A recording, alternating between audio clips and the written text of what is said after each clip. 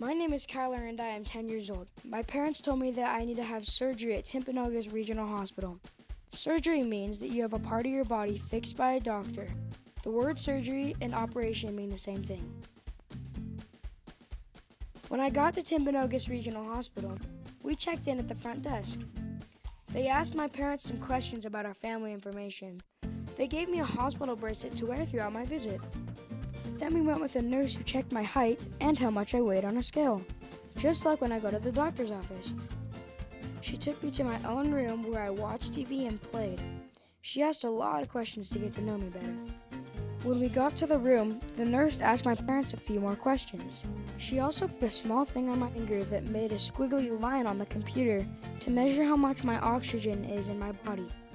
She put a blood pressure cuff around my arm. It gave me a tight hug, then relaxed.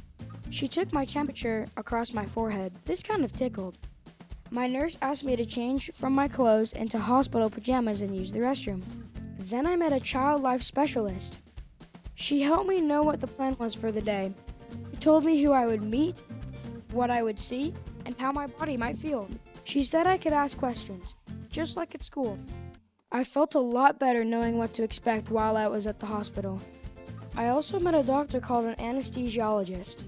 He talked to me and my parent about the surgery. This doctor is specially trained to give kids medicine to fall asleep when they are having surgery. The doctor told me that this was a deeper sleep than I have at home. Next, the doctor listened to my heart and lungs. He probably heard my tummy growling too. I hadn't had anything to eat or drink since the night before. Then the surgeon, the doctor doing my surgery, talked with me and my parent and answered all our questions. I learned there was an entire team taking care of me today. They were all very friendly and made me feel safe. When it was my turn for surgery, I rode on a small bed to the operating room with my nurse and the anesthesiologist. In the operating room, I climbed over to the surgery bed and the sleep medicine doctor showed me the mask that would help me go to sleep. He said the medicine would make sure I didn't feel anything during my surgery. They told me to take deep breaths and think about my favorite place. I tried to count to 10, but I started to feel really sleepy. The doctor knew just the right amount of medicine to give me, so I was asleep during the entire surgery. When my surgery was over, the doctor quit giving me anesthesia medicine, and I slowly started to wake up.